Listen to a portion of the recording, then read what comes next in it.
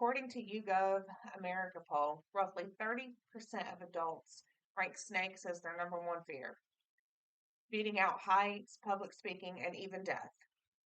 The fear of snakes is deeply woven into our media and movies and ancient folklore. We are taught from childhood that these animals are slimy, aggressive, cold-blooded killers waiting in the grass to strike. But what if I told you that our collective fear is built entirely on a foundation of massive misunderstandings?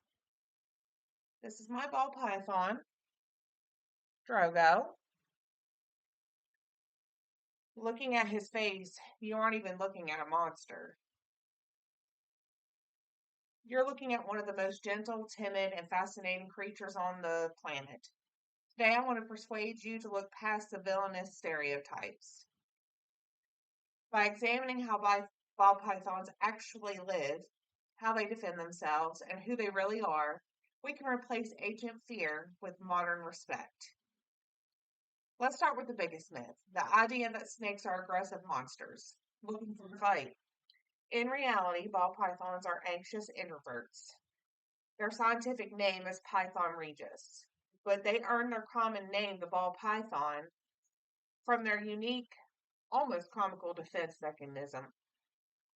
When a ball python gets scared, it doesn't hiss, rattle, or strike out to bite. Instead, it curls its entire body into a tight ball and hides its head right in the center to protect its vital organs. They don't have limbs, claws, or armor. The simple coil is their primary shield against predators in the wild. They aren't plotting an attack, they are actively hiding from you. Understanding this simple behavior completely flips the script on the aggressive predator narrative. They aren't trying to conquer their environment, they are just trying to survive it. The second barrier to appreciating these animals is physical understanding. People often refuse to touch a snake because they assume it will feel cold, wet, or slimy. But if you were to touch my python right now, you would find that its skin is entirely dry, incredibly smooth, and feels like soft, warm leather. They don't possess the dynamic facial expression of a dog or a cat, which can make it easy for humans to misread them as cold or emotionless. But look closer at their snout. They navigate their world through a row of specialized heat-sensitive scales called heat pits.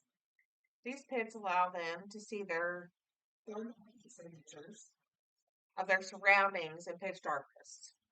They taste the air with their tongues to gather chemical data about their environments. They are non-venomous, slow-moving constrictors that rely entirely on camouflage and stealth, not weapons or venom. They are beautifully complex organisms engineered for a quiet life in sub-Saharan burrows. Why does changing our minds about snakes matter so much? Because fear breeds cruelty and neglect.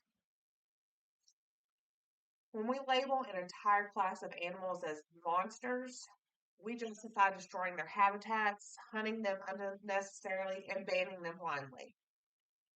In their native African ecosystems, ball pythons act as an invaluable natural pest control. Without these snakes keeping the rodents in check, crops are destroyed, diseases spread, and entire agricultural systems suffer. My ball python acts as a vital animal ambassador. It proves that humans and reptiles can coexist peacefully when we choose to learn the facts instead of giving into blind phobias. We protect biodiversity and become better stewards of the natural world. Ultimately, the fear of snakes isn't something we are necessarily born with, it's something we learn from the world around us. But we have the power to unlearn it. Today, we learned that ball pythons don't strike out in anger, they roll into a ball of shyness. We learned they aren't slimy or malicious, but dry, complex, and vital to our global environment. The next time you see a snake, whether it be in a photo, at a pet store, or a harmless garter snake in your garden, I challenge you to pause before you recoil in fear. Don't look for a monster. Look for the fascinating, fragile creature that is simply trying to navigate a giant world with no